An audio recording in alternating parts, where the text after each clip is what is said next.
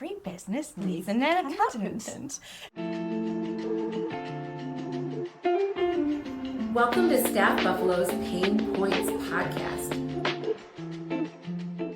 Welcome to the next episode of the Pain Points podcast. I have Elle Musialowski. She's the Chief Financial Officer over at Community Foundation for Greater Buffalo. Welcome. I'm so excited to have you. Oh my gosh, I'm so excited to be here and talk career, finance, pain points along the way, hoping we can dabble in a little bit on the Community Foundation finance. It's so unique, and I feel like so many people don't quite understand what goes into it. I had no idea. You were the one that actually opened my eyes to it. And Elle, I've actually known her since 2008. I think so. EY days. Since the big crash, and that was our first step into public accounting, which is absolutely amazing. Yes. So can we talk about your career? I would love to hear, even before that, did you have internships before that? Where did you decide you wanted to become an accountant? Tell me all the things. Oh my gosh. Well, so I actually wanted to become an accountant in high school. You're kidding. I'm not kidding. It was actually talking to my grandfather. Yeah. So I remember it was like after 9/11, I was like in high school and I didn't really know what I wanted to do and whatnot. And I remember sitting down with him at his house. And I was like, Papa, like when you came back, you fought in World War II. I'm like, when you came back from like the war, like what did you do? Like, what did you? He's like, oh, well, I got a GI Bill and I went back to school and I figured every business needs an accountant. It's true. So I got my degree in accounting and then had a long career in accounting and then worked down just south of here in the steel industry. That's great. And and I was like, and it really resonated with me. I'm like, every business needs an accountant. It's so practical, especially for being like a teenager. But I was like, what's this? So I was quite ambitious. So in high school, I actually connected with one of my business teachers who ran an internship program at the high school level. And it was usually just like over the summer, right? Yeah. You know, it doesn't interfere with like school or your classwork. And I did the internship at a local investment consulting firm. Yes. I thought, in high school? In That's high school. So cool. I love Amazing. it. I'm so glad that they accepted me as that opportunity. And I really enjoyed it. And it was actually the gentleman at that firm that introduced me to EY. No way. Yep. It's how everything right? Importance of networking. That's true. Oh, you know it in high school. That's amazing. Yeah. And so I started my connection with EY through them. And then when it was like at the end of my freshman, I think that was so long ago, at the end of my freshman year in college, through that connection, they were looking for someone to work part-time in their finance organization. So it's like not client-facing, so not like your traditional tax. Yeah. But I saw this as like my opportunity. I'm like, I'm going to get my foot in the door as basically like an incoming sophomore at a Big Four firm. That's amazing. 18, 19. Right. Yeah, that's unbelievable. It was an amazing opportunity. And I really took it. Like, even though it wasn't client facing, like I learned who the partners were, who all the people were, who our clients were, and whatnot. And then through other opportunities, I got to dabble a little bit and work part-time in tax. And then they were so generous and opened up their formal internship opportunity, like the very traditional Big Four internship opportunity. And I did that in their assurance practice, in the audit practice. And I really enjoyed it. And so that's kind of where I found my home. So then after you did get a flavor before you even decided on your career, too. So you took those proactive steps to make sure you're like, I don't know, finance seems cool. I don't know, tax seems cool. I don't know, audit stock. Yeah, so it's like you got to kind of try different flavors. And then by the time you were like, hey, I know what I want to do, which is unbelievable. I mean, right, that's the beauty of internships, yes, right? It really is. I feel like so many are nervous to try new things, but like that's how you figure it out. Yeah, and it's short term. It's not going to be here forever, so you don't have to commit. You could just be like, okay, let me pick it up, put it down. What I like about it, I keep with me, and what I don't like about it, I can leave behind, which is great. And same thing with the organizations; they get a lot out of it. It's a win-win. Oh, absolutely. Yeah. I mean, I still talk to the individuals from that financial consulting firm, but are still involved in my life. Yes. So it's beautiful. yeah, so then started full-time at EY in their insurance practice, and I loved it. If you were to go back, like 22-year-old Ellen thought she was going to be the partner in the room. Oh, I remember. I was you like, were phenomenal. was yes, I did anything you told me to do. Oh my gosh. I would be at the trainings and stuff. And so for the first few months, that like was I so actually fun. was like, she knows what she's doing. And Oh it my makes sense gosh. because you already had the Yeah. relationship there too. Yes. Yeah. I remember we road tripped to that training in Cleveland. Yes, in Oh my Cleveland. gosh, such a good time. Yeah. But yeah, so I like loved it and just really enjoyed it. Did a ton of travel. I actually asked, everyone made fun of me to try and do like a cash inventory at the local casino or whatnot. And they're like, you want to wake up at that early in the morning to do it? And I'm like, it's experience. It's Like, something I new. It's wanted something unique. something Yeah. new, and enjoyed-ish that, right? It's an experience, and A lot of coffee. a lot of coffee. You have to pay attention while they're like Yes. flipping through all the bills and Wow, whatnot. yeah. But just I had like such a great variety of clients. Most were public companies. So I had a lot of exposure to Sarbanes-Oxley. Yeah. So you think about it, like at that time, they were about like 5-ish years in to that work. And I really enjoyed that work. My long-term goal or vision shifted from being the client in the room from being the partner in the room to the client in the room. Yes. And I didn't really act on it right away. There was a lot going on, right? Like I had just bought a house, I was getting married and whatnot. And I'm like, like maybe this is just like the emotion. It's like just something exciting. You're getting excited about At it. the time, like let's settle down. So I kind of waited a little while, but I still felt that way. I'm like, no, my future, if you were to ask like the 5 to 10 year question, it's now the client in the room, not the partner. And so I wasn't in a rush, right? I wanted to be very strategic. You got to find the right. Fit, where I wanted to go to now start getting, that outside industry experience. And it was actually through a connection through a friend referred me to the open position at Praxair. And I just had that good feeling, like, you meet Such a great people, organization. and it's such a great organization. People stay there for so long. long. And it's here International. locally. Exactly, and internationally. So I was like, this is it. And so I was at Praxair, then merged with Linde for a decade. I can't believe it was a whole decade. Yeah. You were all over the place with them, right? Yes. Yeah. So when I started, I joined the shared service organization and I supported the engineering division. Neat. And it was so interesting because I mean they're helping design and execute our plant footprints, and it was all the project accounting work behind that, so it gave me exposure to that, but it was also a technical skill that I didn't realize you need, right? And it's, you have to convey accounting and finance to engineers or non-accountants, Yes, right? you got to paint that picture. In public accounting, I feel like you were always talking with their finance teams and whatnot, and then I realized in the meeting really quick, I'm like, I have to figure out a way, to talk about this, but not in such, technical. You don't want them to glaze over. right? Because I wanted them to leave and feel good. I understand the budget. I understand where we are. Yes, on we the can do this as a project team. financial timeline, exactly. And so I got to hone my skill in that there. And then it was actually through a promotion that I started to, or I communicated my interest. There was I would say there was a retirement, not a promotion. There was a retirement. And I was like, oh gosh. And the retirement was with an individual who'd been with the company forever, right? Because everyone stays for a very long time. And her responsibility was the Sarbanes-Oxley compliance for their North American division. Which not a lot of people have specialty in general. So you just already happen to have the specialty from your prior experience. Right. You have all the institutional knowledge. And so it kind of is a perfect little storm for you. It really was. And so I brought it up and I was like, what's going on there? And at the time they're like, well, we're not really sure. And I was like, I think I see opportunity. And I was like, well, if you need any of my time or talent, I'd be happy to help. I have all this previous experience from my public days where I worked at a lot of public companies and their Sarbanes-Oxley compliance. And I think that's so important too. Even just navigating that with different organizations. You're already in there and you see the opportunity and you're like, okay, you might not necessarily have a pain point that you need to leave your current role, but at the same time you saw that opportunity and then you networked, you talked about it. You said, hey, I have this experience, which unless if anyone's looking at your resume, they're not going to know that. 100%. Yeah. And actually, that's a really important point to touch on because I've learned, we have mentors. I mean, you have like your managers, right, from a professional sense at work, but really like you are your best advocate. And there's 100%. definitely been opportunities, right, where I haven't spoken up.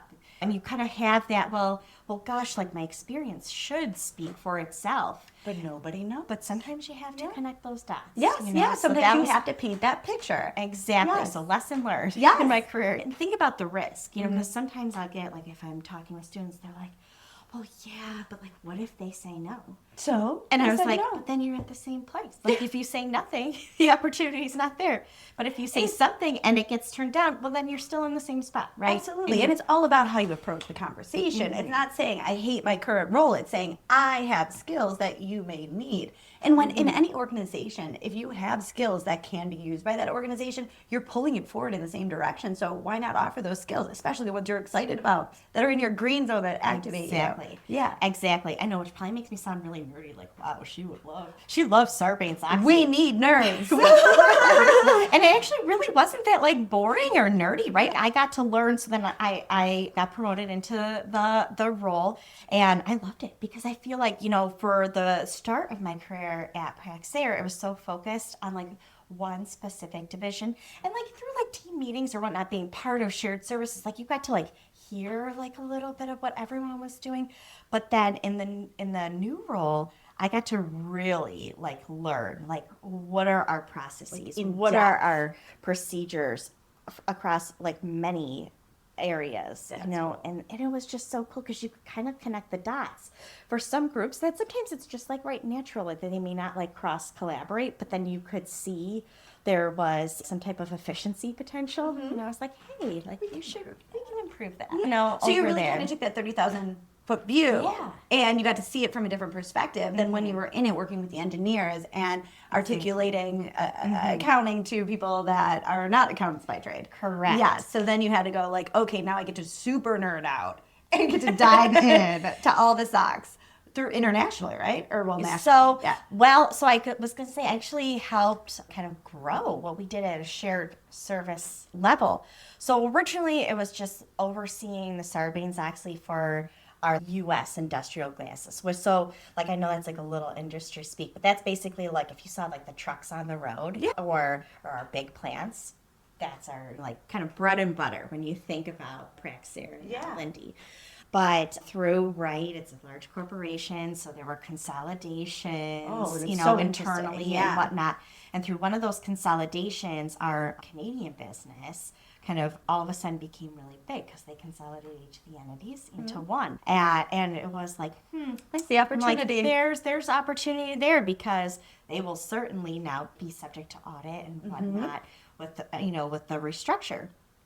And so started meeting with our Canadian friends, you know, up in our Over the Canadian border. headquarters and talk through it. And eventually I was able to help them, right, become Sarbanes-Oxley compliant because they never... They would never even... And not to it's say- all foreign words to them. Yeah, Just right. Like, no. Not to say they didn't have controls, right? Like, I don't want that to be misinterpreted, But right? specific controls, Exactly. yes. And like formalize that Yeah. and then test it, right? Put it through the test.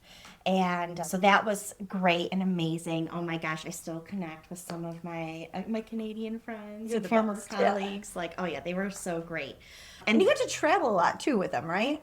Yeah, so I mean, I would go up Yeah. to their headquarters, which is outside of Toronto, so that was always lovely. fun. And it's usually in the summer too, which was nice. Oh, no. But then actually in my role too, there were times where our plants or some of the other locations were like, hey, can we have you come down and do like a control review or a plant review at our locations? So I ended up traveling to like Houston, like coastline. Oh yeah, where we have a large plant there in Presence, Florida, and Puerto Rico. There you It's a go. great That's some good location, spots, some warm- servicing the Caribbean. Yeah, that was always very fun. And we had them up here too, to our site here, but we invited them in like January. I was gonna- That poor team, they did not know what to Next time, expect. July. Right? I'm like, we should have came to you in January, right? Flip it. Yeah, exactly. Yeah, so I got to do some really fun and interesting travel, and then actually it was through the merger with Linde. So Praxair has a global presence, right, headquartered in the U.S. Like we have more, I would say, like industry dominance. In the Western Hemisphere, over here in North and South America, Linde had that great presence, right, in client base in like Europe and Asia, right? So really made for a good match. But as part of that merger, I got to meet with colleagues from all over the world on the legacy Praxair side, the legacy Linde side, to work together for global SOX rollout. It's so and as cool. part of that, I actually got to travel to Munich. Yeah, meet and Central. Oh my gosh, it was so beautiful. I was going to say, like, my family is German, so it was, like, really weird. I felt like I was, like, almost Going like, back to your roots. Going back to my roots. Yes. Like, I felt very comfortable there. Oh, yeah, it was so lovely. And, like, the individuals that we worked with there. And actually, for one of the trips, we had everyone fly in and meet. And we had almost like a week-long conference. It was just awesome. so beautiful because it was also like during the time like the COVID. Well, actually, it was right before COVID. Yeah.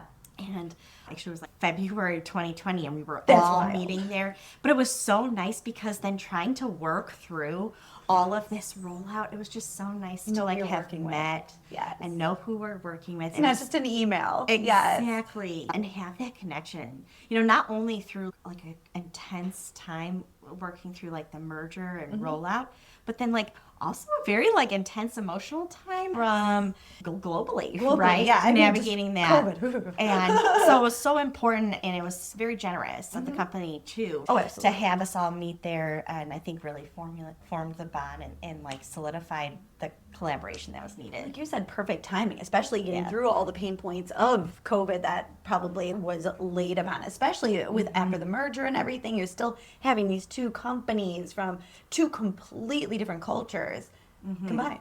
So yeah, for Exactly. the same purpose, which is really interesting. Yeah. Exactly. Oh, it was so, and but it also makes it's a lot easier, right? We can admit that to like pick up the phone and just like call someone and have their trust and like confidence if you've like met them. Absolutely. Yeah. You And- can only do so much through a screen. Exactly. Yes, or through the phone. Exactly. And to bounce ideas, like we actually had set up after that like a monthly like check-in. But sometimes there was like it was one of those like no necessary agenda or whatnot. And sometimes we'd meet for the full hour, and sometimes we wouldn't. But it was like just nice to have like that connection. Yeah. For someone who's sitting like it was three of us. So I represented the Americas, and then we had an individual representing Europe and an individual representing Asia. And we were all like kind of like in that same role. Yes. Just be like, what are you guys seeing? Or Yeah. especially with when it came to audit time, I'm like, so what are How so are we what- doing So this? what's your team picking on? What's that do? I mean, let's see cross notes and whatnot, help each other out. I like that though, and Yeah. it's so nice because then you actually have like camaraderie amongst all of the different locations, which is huge. Oh, especially because it's huge. like across the world, which I think is really Exactly. neat. So, what are the pros and the cons of working for a huge international organization, because you've done a few, versus more of a Yeah. smaller one? Well, I won't even call it small, but Community Foundation is local, and I love that. Exactly. And so, like, what are some of the juxtaposition, the differences of going from more of an international organization to more of a hyper local community driven organization? Oh my gosh, there's like so many. I'm not even sure like where to start. But one of the things, right, is I would say opportunity. Opportunities look different. I'm not going to say like, bad or good necessarily on either side, but they're going to be different on either side. When you work for a much larger global company, and I mean, you're right? Community Foundation, I think we're 41. Linde, I don't know, at like the point of the merger, I mean, it was like over like I think 60,000. Very different. But the opportunities are different Yeah. and different levels, right? So like your career, you're going to have potentially, right, many other avenues to take your career inside a much larger global company, right? From an engineering, right, more shared service. There was someone who I worked with who was a general ledger accountant, which is very different from like an FP&A, type analyst role. Could make that switch because there was a higher interest in FP&A, right? So there's different opportunities that open up at much larger global companies. That's not to say that same thing couldn't happen in a smaller organization, but it's probably going to require much more like conversation, very intentional planning, and whatnot to make something like that happen, or even like a planned move out, a very thoughtful potential move out. But so I'd say like those type of opportunities different, right? You just have to structure that differently. Absolutely. Like if you love to have an interest in travel, global mindset, working with diverse teams, I was even surprised in the experience of working between a U.S. team versus a Canadian team versus our European teams versus our Asian teams.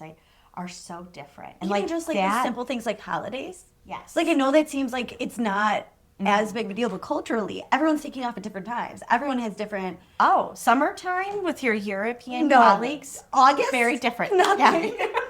Nothing in August. It takes a new type of like strategy and planning. It does though. And then versus local where you're like, okay, it's Dingus Day. It's very different. It's like, okay, half the people are going to be gone for Dingus Day. Yeah. We got this. But you're dealing with all across the world. Oh my gosh. Yeah, totally. But it was also so interesting. Like you can't technically learn that skill like at school or in management career course, right? That's just something like you have to learn through experience. So I was going to say if someone really wants that like global experience working for a bigger company, right? That has a global footprint, we'll get that for you. Absolutely. Especially like a lot of times when you're younger in your career and stuff, you might want that travel bug. You're not quite tied to anything yet. Maybe you don't own a house. Maybe you're not married. Maybe you don't have kids. You're just like, hey, I'm young and I want to travel the world. Like you can with an international company, especially if you put that bug in their ear. And it's very similar to what we were talking about before, is you need to let them know you want that opportunity, because a lot of people will be like, no one wants to travel. And then there's people like you that's like, put me on that audit. Exactly. And I have to say, like, that's probably like a pain point, right? Yeah. Is assumption that people make. And I know we're like deviating a little bit here, but like, I think it's important. You don't want to let others make those assumptions on your career. Yeah. You want to be very intentional and clearly communicate what your career goals and intentions are. Otherwise, like if you sit there silently, others are going to fill in that silence. Yeah, it's such good advice. Because a lot of times too, especially if you're the type of person that always says yes to everything, there is always an opportunity to say yes for everything until you start getting overwhelmed by the yeses. So then you really have to be like, okay, now am I just saying yes to everything? And now I'm getting bombarded with all the things that I don't want to do, maybe too many tasks or something like that, versus steering your own career and saying, hey, I'm really good at that. Can I take that off your plate? And then someone's going to be like, yes, I don't like organizing. Go right ahead. Oh, yes, I don't like to tie that out. Go right ahead. And then you can take it off their plate, and it's stuff you're hungry for and stuff that you like and that you want to be challenged on. And if you never communicate with your team, then they'll never know. Exactly. Yeah. And I think that I feel like there's always someone who really enjoys something. So for me, for example, I have to go between my chatty days and then more of my accountant-driven days or my tech days where I'm just like focused. So I think that is just really interesting because you have to know yourself in order to articulate what you want from your team as well, which I think is important. So always kind of like checking with yourself. Oh my gosh, totally. And then actually that kind of like steers into like boundaries in the workplace too, right? That's a great point. Like, how did you do that? Especially with public accounting, especially with client needs, especially traveling. Like, I mean, it's pulling on you in a million different ways. Oh my gosh. Well, so the truth, I was not very good at that. When you think about it, like, right, you're like 22, fresh out of college. Like, you're just trying to, like, navigate things. So, I mean, not to be harsh on my 22-year-old self. 22-year-old self, but, like, I wasn't good. Yeah. You know, and then I think that's what led to maybe some additional stress and burnout and whatnot. So, that's definitely something you learn. Do you think that was part of what the moment when it clicked that I want to be the client in the room? Do you think that you were taking on maybe too much as a management level and stuff? Oh, I don't know. Actually, probably not. I was curious. Yeah, it wasn't, like I didn't recognize that. Oh, it didn't even occur to you. Until later. And then I looked back and I'm like, wow, I should have really stood up for myself. You know, like, but hindsight's always 20/20. And it's, like you said, it's your young self. Like you're learning. Oh, hindsight's 20/20. Yeah, for sure. And it wasn't until like I had that like retrospective. Wow, I was really burnt out. I didn't How would you recognize recommend that to your 22-year-old self or someone in public that's really, really hungry like you were? Because you were driven. It wasn't someone that was trying to stay away from the light. You were trying to go right into it. Right. Dive into the fire. But how do you then protect yourself? Wow, you recommend doing? Yeah, like there's definitely like little signs, like protect the weekends, right? Now, I mean, during busy season, right? I mean, you like use those Saturday mornings strategically. And I didn't do that until like later in my days at EY, where I actually opted, I mean, kind of before it was like a thing to like work from home, there were just times where I was like, because I mean, Saturdays, at least like I had to be back in the day. Like, we were there, right? It was like part work, but it was also like part social. It was, Which was nice. Yeah. Like it was really beautiful. But still, you were not in your home doing your home things. Yeah. But like, I don't want to poo-poo that because it's super important, but it's also distracting. And so like, I realized I needed to switch to work to be at home so I could focus in, and I could basically like get a lot of work done in like 3 hours and then have like the rest of the day to like catch up on all the things, right? Like that laundry. you're supposed during the week, you know, right, to do. And although, right, like, you know, and I actually got a comment from someone like, oh, like you're skipping out on Saturdays. And I was like, I understand. And it was actually intentional. And I just explained it. I think and I that's was like, great. I need that. And then it wasn't like a mark against me. It was like, oh, I understand that. Like, oh yeah, that makes total sense. Yeah. And like I of course did. Like I didn't ignore or not attend team events. Those are equally important for camaraderie and whatnot. But also setting like that boundary. Like, I need to get this work done. I need to get the work I'm done. going to focus on it, Yeah. and then I need the rest of my life as well. Exactly. Which I think is so important, especially because talking about work-life balance and all of that, a lot of it's integration, where you're kind of doing both at once sometimes. Like, how do you manage your work-life balance? Oh my goch. Well, now it looks much different, you know? So I would say like I use our hybrid policy and to work to my advantage. So like at the Community Foundation, we allow our employees like 3 days in the office and you can be 2 days remote. And it's really, we don't have like specific days. You kind of like each team, right, has their own unique need and whatnot. So how I structure that for me and to work for me is my Friday. I call Friday my desk day. Love that. Friday is my desk day. I work out. And it also gives me like that time, like during the week where some days it's just like meeting after meeting after meeting. You have to be on. You don't have time to like catch up on the emails, do an analysis, try, you know, like thoughtful, like intentional work. Like, and so it's nice to know like, okay, but I have my Friday. And instead of having like that stress and anxiety of like how I'm going to get it done, it gives me the structure. Yeah. I'm like, I will get it done. It's not going to be today. It's my Friday work. But it's my Friday work. I like that. Have that. And it allows me to feel more structure, more control.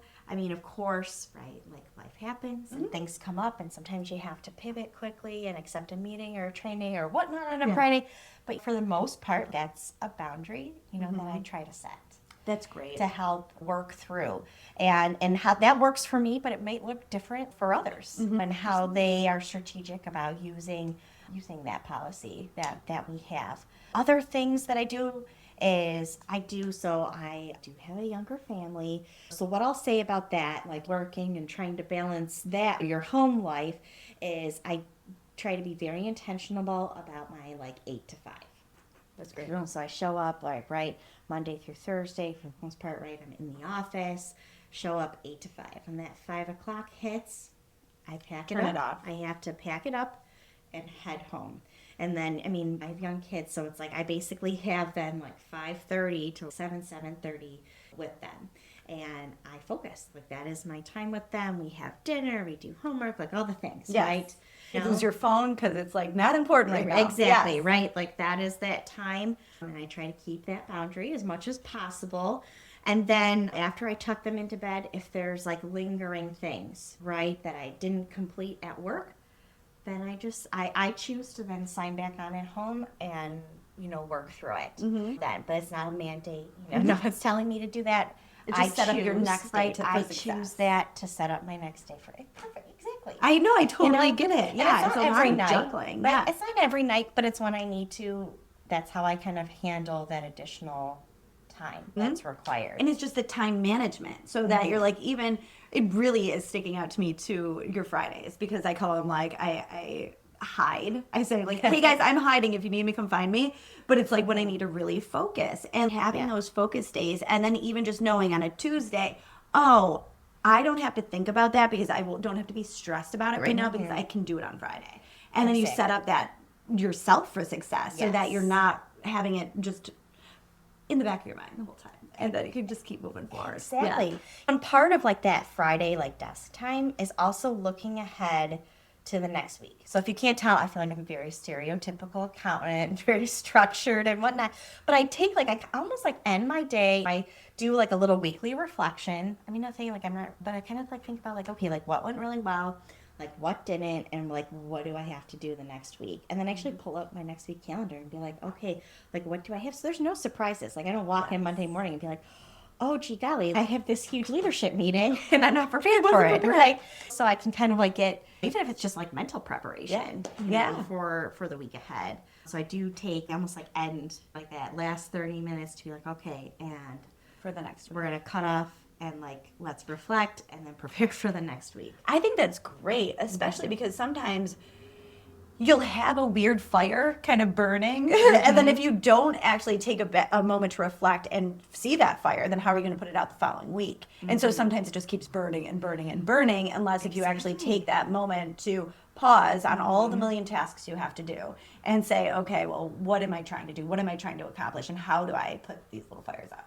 Yeah, well, and I think too in general, I mean, general observation, but I feel like sometimes we have a little bit more of like an anxious workforce too. And I want to try and model like, well, how can we like navigate through that with, you know, even my like own like stress and anxiety so I can be very present and complete for my teams. Yeah. At work too, and lead by provide example. and lead by example and how to navigate things when, you know, the power of no. I know you mentioned that, like setting the boundaries, the power of no, and trying to model that also brings balance. It does. Yeah. And it creates when you're thoughtful about creating that environment for your team, for your staff, for the other team members that you interact with, it leads to longevity. It makes a much happier workplace. Like you then look forward to walking into work and be like, hey, how was your weekend? Versus creating a little bit more tense of an atmosphere. So I think that that's really, really important to show that balance. I'm not gonna, public accounting was absolutely wonderful. But one of the tough things about it is back in the day, back way 20 years ago, but it was a lot of FaceTime. It was a lot of like be there even if you're not doing anything. It's like, and you're offering to help, but maybe you don't have the skill set yet or anything like that. So I think that a lot of things have changed because that was more of a fear-based approach. And I don't even think public accounting is like that anymore. I was going to say, I feel like it has shifted, Yeah. or at least what I've observed and Me heard, too. right, with the general shift in the workforce, which I think it is good to see. Yes, you know, I agree. right? We want to see, right, as things evolve, as time evolves, like we have to evolve Yes. with it. And we can. I mean, Yeah. there's different technologies now. And of course, especially audit, you have to go and see the things that you're auditing. You Yeah. can't be like, oh, I saw a picture once. That AI was great. Or virtual inventory. I can't imagine how. Like, weird, the hands kept disappearing. Yeah. But yeah, so I mean, like, there are ways to evolve. And I really think it's such a great thing to get into because like you said, like your grandfather said, there's always a need for accountants in every single organization. yeah. And you can take it in a million different pathways. You don't have to just be the GL accountant if that's not what you want to be. You can go into analytics. You can go into anything else. And then for the GL accountant, thank you for everything you do because you're keeping everything organized for us and making it all clean. Right. But even like a background in accounting gives you that great foundation for business. Absolutely. And, you know, I see even a couple of like my classmates from college, right, are not your traditional accountants. They've taken their accounting background and career. I mean, one runs a real estate firm. I mean, look at you. Yeah, Like, you know, exactly. running your own company. But And I it's such lean a- on that a lot. I mean, it's a skill that Yeah. if I didn't have that skill set, I wouldn't have been confident to start a company or I would have had to outsource that. And I don't know if I would have been able to afford to at the beginning. Yeah. Yeah. So it's just having that knowledge and even just doing taxes and stuff, just making sure like, okay, yeah, exactly. Like, okay, I got you, IRS. You know, just understanding that kind of stuff goes Yeah. a long way. So it was a great foundation for anything you do. yeah. Yeah, which I think is wonderful. So tell me a little bit about the Community Foundation because I just think it's such a great organization and I think it is just the most wonderful people work there. So can you tell us a gosh. little bit about that? I know. I'm like, oh my gosh. I like look at the team. I'm like, oh my gosh, I just love us. I You know. right? Oh my gosh. So it is wonderful. So the community foundations is almost like generally like a foundation of a foundations, right? So we have, I think now we're up to over 1,200 funds. Wow. And so now like from an accounting perspective, that's like over 1,200 little financials. Let's roll it back. Can you, bird's eye view, because this is what shocked me. I know all the great things that it does for the community, but tell me how the finances work. How is this whole thing funded? Because that's the most important and interesting, most interesting part. Well, right, so clients come to us, right, to set up their fund, right? Yeah. And it could be like we have family foundations that come to us. They're like, you know what, we're kind of tired of the red tape of having our own standalone foundation. Let's create the fund here. And then we do all that work for them, right? So we do, obviously like all the accounting, we do the letters, we help them with granting. Our team has such a deep local knowledge, right? Which our clients lean on. That's hard to find when you think of like larger institutional investment options. Speaking of investment, right, we do that investment. And like that pool, right, of over 1,200 funds, our asset size, we're now over 900 million. That is so wild. Is so cool. That's so cool. So cool. And I'm so excited to be the one to help steward that, right? No kidding. As we kind of get closer and closer to that billion mark. So which is so exciting and amazing for this area, right? Because those assets are dollars that go out then into the community, driven, right, by our clients. And yes, they're staying here, which is so nice. Yes. Now, I will say, right, our clients have options, right, to give to any foundation or philanthropy. Some of that does take them out of state if maybe like they grew up a particular place or have a certain affinity. So we help steer clients in that direction if they want to leave a little legacy somewhere else outside of Buffalo. But for the most part, those dollars are getting invested here, locally. Yeah. So then, is there like a very interesting fund or anything like that it's like the weirdest one that you're like, I didn't know you could do that or something? Oh my gosh. Oh yeah. Well, we have like lots of stories. Think about it. The Community Foundation has been around since 1919. So we're over 100. Wow. Right. And 5 years old. So we've seen everything, right? From the Great Depression, the Great Wars, financial crises, and we'll continue, right? Into that era. And so from a fun perspective, one of, I would say, a fun thing that the team does to really connect, not just like what we do day in and day out, but like the client and like the partnerships that we have, is we do something called Fund of the Month. And so a team member will pick a fund, right? We have 105 years of history, right? Plenty to choose from. And then learn not only about the fund, but and the impact, but also who the funder was. And like in one of those experiences, like a team member picked this fund, and we got to learn all about this like amazing woman who was a teacher and had a passion for the arts and culture. And our team member even went so far as contacting this historical society, and they lent us one of her original books that she had published. So cool. All right, I'm getting like chills again, like little goosebumps. And we passed it around, and it was like, we are keeping, right, the legacy of this individual alive who so loved our area, that left the Community Foundation her legacy for us to continue on her philanthropic goals and investments here. That is so neat. Like, and I love how you bring a line item to life. Exactly. Like you're like, hey, this is a form we fill out every year. Oh, let's learn some history about it. I think that's so neat because there are, every single one of those funds were funded with a purpose by a group or a person who had a passion for something. So I'm sure they're all interesting. Oh my gosh, yes. So many different passion areas. And like, not to like then go back nerdy on the accounting side. Nerd up. But you touched on such a great point, right? Because 1,200 funds all have a unique purpose, all have their own agreement, all have very specific instruction and direction, and like that's what we have the privilege, I call it a privilege, to manage right that and manage that legacy for them to live on in perpetuity, which is hard to fathom. It's so hard to fathom. Like from 1919, those funds some of them are still in existence today. Yeah. Wow, that's wild. So the oldest fund is probably from 1919? Still exists, still investing in the community. Can I ask what it is? So the original fund was actually established by George Rand. So he actually asked his attorney, Mr. Letchworth, it's probably familiar names, right here Park, yep. in Buffalo, to actually travel to Cleveland. So, fun history fact, Cleveland is actually where the first community foundation was started.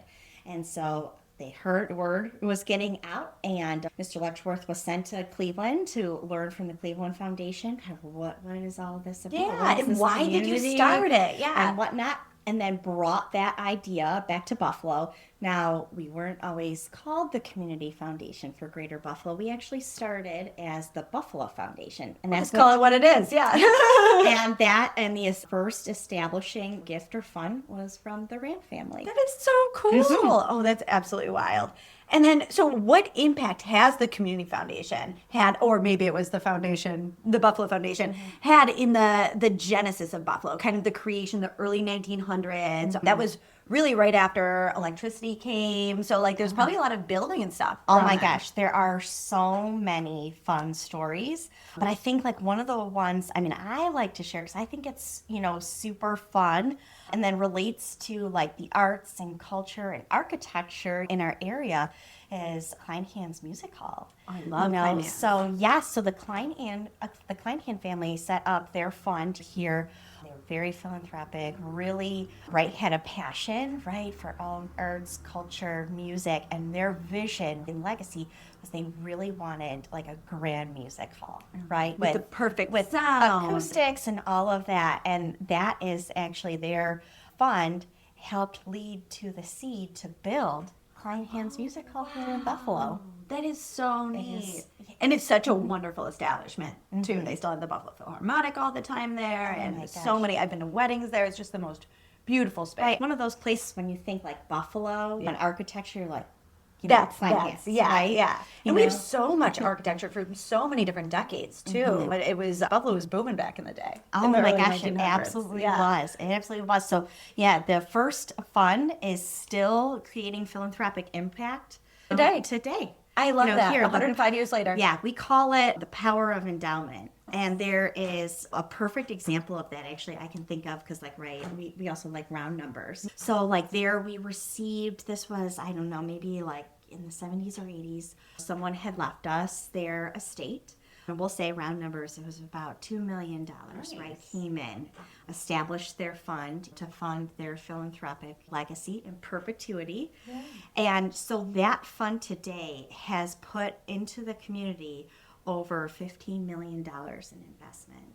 Wow. Yeah, and the fund is still continuing to grow. Yeah. Right? And that's really, I would say, the magic sauce, That right? Of is. having a fund at the Community Foundation is you really get to see the impact, the power, and fulfilling our clients' continued legacies is amazing. Now, I feel like we've talked a lot about our deceased clients. We do have living clients too. I was going to ask you, because I was asking it. That's literally what popped in my head. So, how do you open an endowment? You just don't die, right? You can do other ways, right? I was going to say we have many living, clients, right? And those are really fun clients, right? Because you get to actively engage with them, True, and their then, life. and then learn what their passions are, and then learn help navigate that. And then utilize, our deep local knowledge to be hey, have you ever heard of this? Or some have very unique passions, maybe wildlife conservancy in Africa. And we get to learn and be part of their journey and their passion too as well. But then we also actually hold organizational endowments too as well. So from a scale perspective, it's a much more cost-effective partnership, right, to have maybe, or I wouldn't say smaller organizations, but organizations have their endowment with us. So we take care of all of that administrative versus trying to manage that separately, right, themselves. We take care of cutting all the checks and the investment and the accounting. Literally taking in the time, yes. And all of that, right, for them. Yeah. So organizations, say I'm a large organization in Buffalo and I want to create a passion project. Instead of hiring 5 people to manage it, I could say, hey, here's a chunk that we're going to, is it a donation then? Or is it an expense? How is it for the company? So it would be, I would say, to set up a fund, right, it's that initial infusion, Yeah. right? That initial Startup donation, cost, if you will. Yeah, the big cost. to open your fund, Yeah. right, and start that cost. And then for our organizations, right, our living clients who are actively advising, on their accounts, they can of course add additional funds to that at the time. From an endowment perspective, kind of what that magic long-term horizon and perpetuity is spending policy, right? So we take care of all of that. We have an amazing board and committees, right? So much time and talent that supports the work that we do, that reviews that helps set and manage that for us. And then each year, our clients or organizations, so from a client, they know they'll have like X amount to grant out to their philanthropic interests. And then for our organizations, like those endowments that they work so hard to build, right, then provides them a cash infusion year after year and into perpetuity. That's awesome. Yeah. Yeah. So there's so many moving parts and everything is completely unique. Has there ever been like a really, like if you're going through the specifics, like have there ever been one that's like so detailed where it's like, it's almost a joke? Like, no, you better pay attention to that one. Oh my gosh. Maybe like, I'm trying to think, some of our scholarship funds, like it's very specific. The donor's intention was for the scholarship to be awarded for a student that lives in, I don't know, this town, right? Like this town going into, oh my God, I mean, you name it. Like engineering veterinary. You have it, and it's like so specific. Then, I mean, our Basket scholarship team is like incredible because they almost, have to like matchmake. That's what I was, and then it's like, who do you find? And then like, how do you navigate that? And how do you advertise? And do people in the community know? Yeah. But that's where having our experience, we can also help like navigate some of those like discussions too, as people are trying to think about their legacy and actually really think about that to like help them have like the greatest impact, because that's what they really want. Yes, like, they of want course. They're thinking about their legacy. On. They want to support, right, what's meaningful and what they're passionate about, but we want to make it at the same time. So. I love that. So is it always monetary, or do you sometimes like receive buildings and stuff? Oh my gosh, Like that's land. pretty tricky. So the answer to that is we have had some interesting assets. Because they're probably like, wait, why are we giving this? I've heard the stories for some of them. When speaking about our board and our expertise, like on our committees, like, so actually one of our committees is a gift acceptance committee. Okay. So, I mean, I would say like 9 times out of 10, it's very like traditional liquid, right? Yeah. There you go. Get in, investments, Yeah. right? Yeah, we can invest in the pool. So when we get something that's a little bit more illiquid, we actually pull together our gift acceptance committee. I mean, we have very talented partners of accounting firms and attorneys on our board and whatnot that can help us kind of navigate some of the nuances. So it gets super complicated, is what I'm hearing. It could potentially get super complicated, right? And we want to just make sure we do our due diligence before we accept a gift. So, there have been times where we have accepted an office building and then have to, quickly figure out a way to then insure it and then ultimately sell it. They want to do with it. Infuse the fund. Yeah. Oh my gosh, that's wild. So they're like, I didn't feel like selling this, so you guys will deal with it after I'm gone. Good intentions. Oh, it's great. Yeah. But of course it's like, well, now we're real estate people. Yeah. And now we're like, I was wondering like, like any artifacts or anything, like anything like bizarre like that. Like, hey, here's an old musket. Actually, so I am not aware. Doesn't mean it hasn't happened with but actually when I've heard a story when I was with the diocese that it was like during the capital campaign, it was like jewels or something. Oh my goodness. Yeah. That's really cool. Yeah. Like from Goonies, where it's like it's very thoughtful, but you have to be like strategic when it comes to like, do we accept the gift or not? And then if you don't accept it, then you have to think, well, then what happens to the gift? Yeah, and like what were the intentions of the person? And you always want to kind of like keep that in the forefront. Yeah, very nuanced. It's very nuanced. And that's like, it's so wild, all the complexities that go into actually just funding the community foundation and then all of the stuff that it does within the community, which I absolutely adore. Yes. So you also, community foundation hires a few people a year. What types of people are you generally like looking for at the community foundation? Like what types of people are generally attracted? What types of people generally stay long term? That kind of stuff. Yeah, I would say someone who embraces the mission, right? Yeah. Being a not-for-profit, like if an individual walks in the door and they don't believe in the work we're doing, it's like, at the start not going to be a great fit. Yeah. And we're a very small but mighty organization. Like our 41, team, you guys do a lot. We do a lot, right? With 41 individuals. And I'm certainly like feeling kind of the pain point of like the recruiting, right? Yeah. So we have currently 5 positions open, or 5 requisitions open at the Community Foundation in a variety of areas. And so then putting on like the leadership hat is like, okay, well, like we need to attract, right, and recruit this talent in different diverse areas within the organization.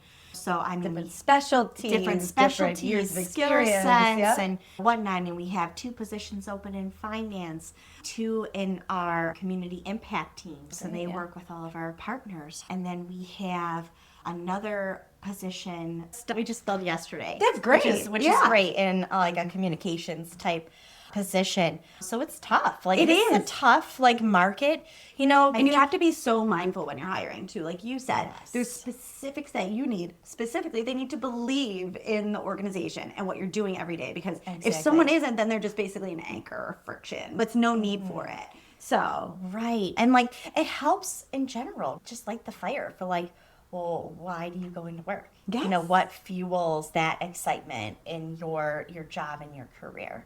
So, yeah, so with those, right, and we also know it's not just like culture fit with them coming in. Like we also have to think about like our culture, what's attracting or what is attractive to our potential candidates that are coming in the door to interview with us too as well.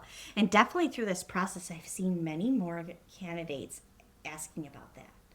about the culture? The culture. That's So great. I don't know if you see that too, like in the recruiting. I sometimes do. I just think it's so important when they do because that means they care. It's not just a job. They're just not like, okay, I'll accept. They're like, well, do I want to work here? And when people are taking that extra time to think like, do I want to be here? Once again, it's that self-introspection where once they know what they want to do or who they are, then they know what they can add to an organization. And that's when the magic happens. Yeah, and I feel like on both sides, I mean, I guess I'll say on both sides, like you can kind of feel that, like in the process. You know, all right, like I can envision this person like working with the team, fitting in. I can see them, right? Like if it's a higher level position, right? Like putting them in front of our committee and board. Absolutely. Putting them in front of our clients or They our have the partners confidence and to do it. And the confidence and like that passion and believe in the work, right, that we do. That's not something you can fake. You can't. You can fake some of the items on the resume, but like you really can't fake that. You can't fake it. And I always find it so interesting. We had an interview to work with us as a recruiter, and my partner Lauren asked the interviewee, hey, what attracts you to StaffBuffalo? And her response was like, oh, I look at your social media and it seems like you have a good culture. You didn't ask about the culture. Like, that's social media. Social media is not always true. I mean, in our case, it's great, but just kidding. I was gonna say our presence I think is beautiful. Yes, I love ours. But it wasn't, it was a weird way for someone to be in the conversation and be like, I already know everything about you. And I thought that was really interesting was that wasn't a back and forth. That wasn't a conversation. That wasn't like, learn about me and I want to learn about you. It was, why don't you learn about me? And then I'm not going to ask you any questions about the organization and stuff. So for me, it was like, oh, you could go anywhere and work. It doesn't really matter. I want people that believe in our mission as well. Right. Which I think is Exactly. important. It's so important. I mean, I think that goes even for corporate culture, you know, too, as well. There were some individuals through my experience that just like couldn't buy in to like corporate, and whether it's like the product or what we do or whatnot. And like that's so important, especially when you think about I am building a team. You know, it's not just like sometimes I think you can get caught up in the position, right? Instead of thinking the broader, okay, like this, yes, they're going to be doing this, but this is like the team. Like we have to think more broadly. You know, Absolutely. like building the team. Not just one individual. One individual. Yeah, and I think that's so important because the best part about a team is that you have diverse perspectives, diverse backgrounds, diverse experience coming together and being like, this is what I'm good at and that I like to do, and this is what I'm good at and I like to do, and I like to nerd out and I like to do this. And then you all come together as a cohesive team, and that's when you're really pulling towards the best outcome for the organization. Right. And they're happy doing so. So like, and I just, for just my advice generally to everyone is if you don't find passion in the organization you're working with, then you should probably find one that you do. But once again, look internally and find out what that is, or else you're going to keep chasing something and you're never going to find it because you don't know what you're looking for because you've never looked inside. And I think that's Exactly. important. Exactly. Yeah. Cool. Now, what fills up your bucket? So we're talking about a lot of work, but what fills up your life bucket? What gives you kind of the energy to get back into it? Oh my gosh. So I'm actually like thinking about your career, and I would say this switched kind of like during my time at Praxair Linde, is that I was so like career focused. And that, like, I was like, that is the anchor in my life. But I realized, like, I'm not saying that's wrong. That could totally be. But for me, I realized I'm like, that's actually not what I want. I want to have this like full kind of complete enjoyment, broad experience of life. So I kind of need to put my kind of life goals and outcome at the anchor, and then use my career and my network and my family and my friends, right, to support that anchor. That's awesome. And it takes time. Like sometimes like you have to do a little self-reflection on like what that is. And there is nothing wrong. Some people anchor like maybe instead of their vision, like their career, or maybe something else that they're passionate about. That's totally acceptable. But for me, it was just like, I need to anchor the vision that I have for my life, and then make sure that like my career and the people who are supporting me like surround that to like carry that out, right? Because at the end of the day, like I want my legacy not to be like, oh wow, like she just like worked. Like, Worked. She worked, yeah. Like, I wanted, she was a great worker. Yeah, I want it to be like, oh, wow, like she lived a great life. Like, not just get like really like sentimental here, but like I want at the end of the day to be like, I lived a great life. Like I lived to the fullest, right? You're not Like gonna regret I have, anything at you're the right, end. you're not gonna regret it. And I want that to be like the legacy. Like, wow, you know what? Like she just threw herself at life and just made the most of her experiences and her opportunities. And so that shift, and that was very powerful and impactful for me, because then that shift, that almost, I guess like now I'm like reflecting as we're talking here, right? Kind of what led me to this more mission driven work in my career, because I think then it recentered where I was more closely aligned when I changed what my anchor was. I love all Like, of this. so it was probably like very personal and sentimental, No, but I think it's great. it's really important. And that's like what fuels me, right? You know, I mean, yes, like what I do in my is amazing and passion, and I believe in like the mission, but like I also want to have great life experience with my family and my friends, and be surrounded by that type of support and positivity and connection. And I think that is wonderful, because even just going through and talking to your 22-year-old self, you're going to be a partner, you're going to work your way to the top, boom, boom, boom. And it's like, oh, that's cool. And I'm really glad I got that experience, but now I get to use that to fuel what I really want to enjoy and how I really want to fulfill my life. And even that goes back to boundaries. So you're kind of saying, hey, I want my family time when I want my family time. I want my friend time when I want my friend time. Yeah. Husband time, work time, all of those things need to have their own little spot so that you can truly grow to be the person you want to be. Exactly. So Yeah. it's almost like you have to have like, I have multiple buckets. Yeah. Now, are they all going to be filled fully at the same time? No. Never. Like that is never going to happen. That's unrealistic. So because some people think like, oh, like that balance is always 50-50 or even, and it's not. No. And like you have to, and I think, but it takes acceptance of that.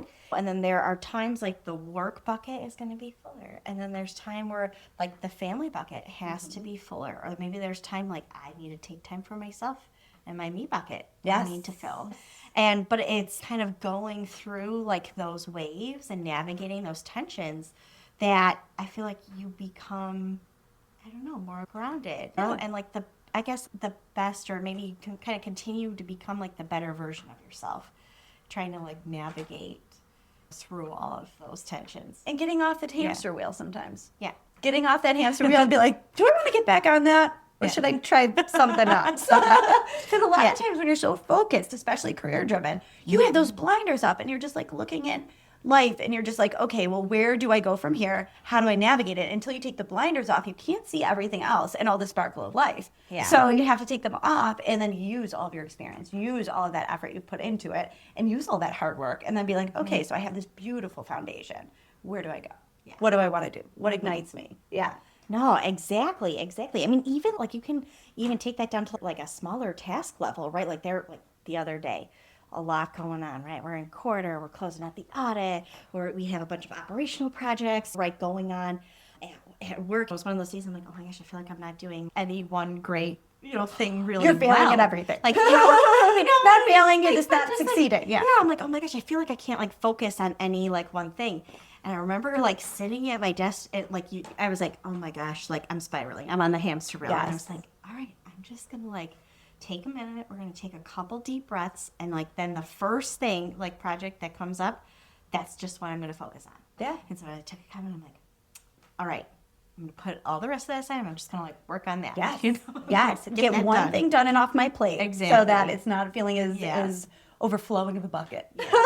Well, plus too, like I think maybe, and I don't know if this is like a female trait, but like we're multitaskers. Not to say that No. men can't do that, but I feel like It's actually a designated female trait. But I think sometimes like we work that to our benefit, but then sometimes it can like hinder our progress too. Oh yeah.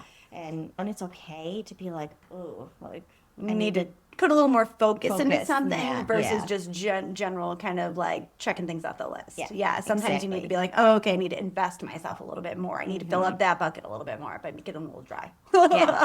Yeah. There are some nights where after like putting the kids to bed and it's already been, right, like a long day and I'm going through just catching up on a couple things, it's like okay to give yourself the grace to be like, you know what, like Not today. I'm going to I'm just going to shut this down and I'm going to pick up that book that I really, Good for wanted to you. read and kind of wind down, the day by filling off up of the other that. bucket. Get off of the hamster wheel, shut down the electronics, and get back into life and get grounded and rooted again, which I think is really important. Because especially with how much we're attached to our phones, especially how much we're attached to our computers. And then one of my things is like, I really want to be with my family when they're there. So I'm kind of like, turn off all the screens. And it's like more of it's a me time moment, And I find that like I need to fill up my bucket with my family as well. I need to have a card night and a game night, things like that. And I just think sometimes you do need to close down that computer. And sometimes you do need to just be like, okay, if I'm trying to do this while I'm at home, I'm going to get too overwhelmed and I'm going to do both poorly. And I want to do both better. So instead, I'm going to focus on my kids. And then in the evening, I can't focus or I'm not going to focus and I'm just going to go to bed. Oh, yeah. And get some rest. Totally. I have to say, like, honestly, putting down the electronics is huge. Huge. I lose my phone when I'm home all the time, and I love it. I think that's really good. I was gonna say, like, our thing is, at the dinner table, right? And it's not the kids, right? It's the adults, right? I'm like, no electronics. Yes, it's always the because adults. it's just a distraction. I mean, if it's not work, it's a family or friend or social media ping or alert, Any email notification. ding. I mean, I feel like we're constantly being peppered, right? Yeah. And so we have like a no phone at the dinner table, so it's intentional. Yeah. And it's so And you're having conversation. and Hearing about their whatnot. day, and it's so easy to be distracted. And like one of the things that kind of was eye-opening was when my youngest came up to me and goes, "Oh, Ma, you left your phone." And I was like, "I don't want you to have to like run after me and give me my phone. I'd rather it just be gone. I don't want you to see me attached to it." So it's like one of those things where intentionally I try to like leave it away because I don't want my family to always just picture me on the phone. Yeah. So there's always time for work, and you definitely need your boundaries. Yeah, one of my girls, she ran to me because my phone was ringing. Oh gosh, Mom, the phone was ringing.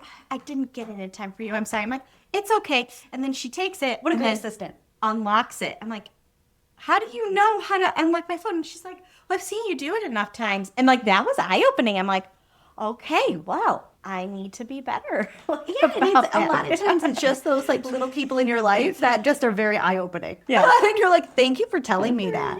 Yeah. I'm like, oh, didn't know that. Okay, thank you.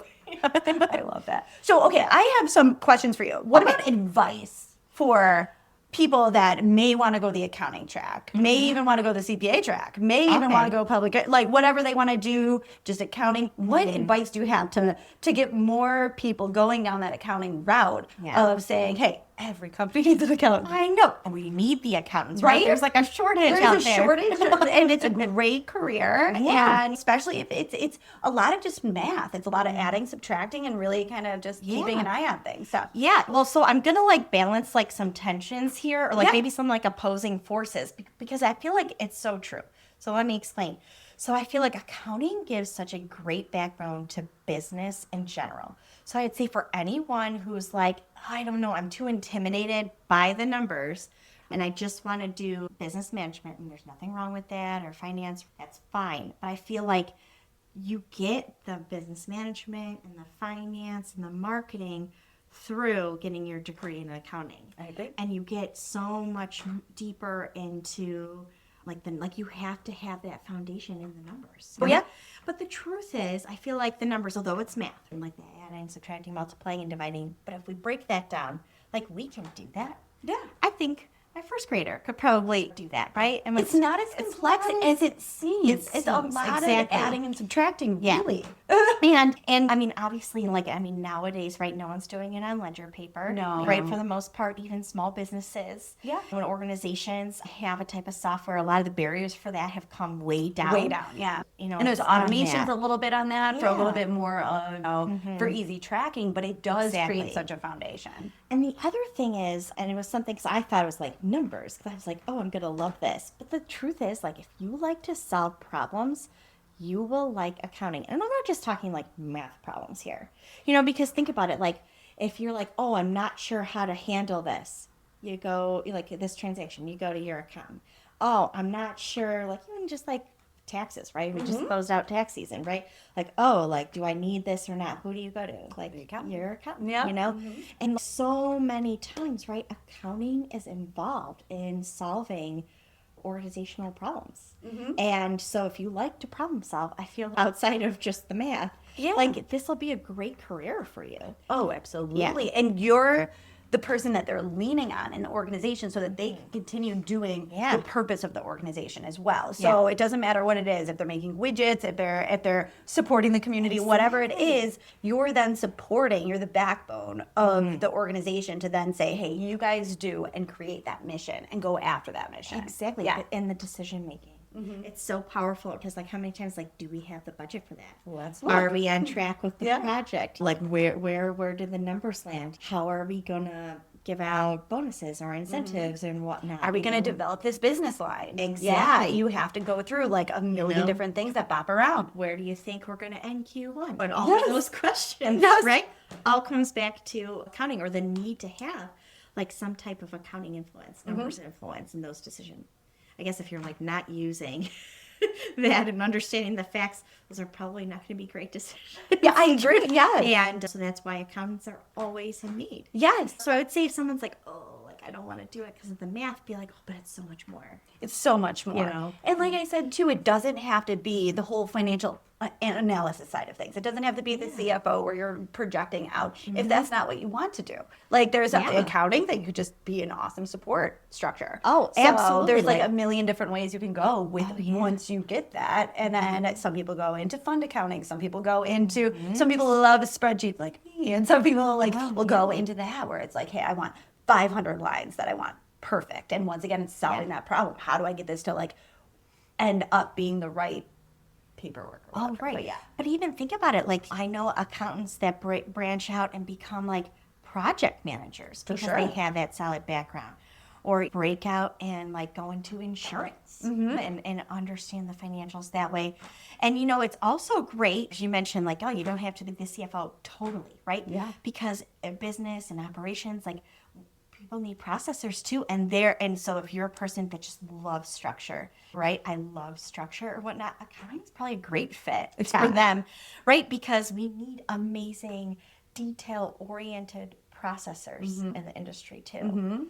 In the industry, and then also just having those innate talents, you can actually then help the rest of the organization and be like, oh, I can use my skills once again, using those transferable skills to say I can help the organization pull forward because I'm great at compliance. I'm great at helping with this. Maybe I'll try payroll. Maybe I'll do it. There's a million different avenues. So, and many uses for accountants. Oh my gosh. Actually, I wouldn't say pivot necessarily.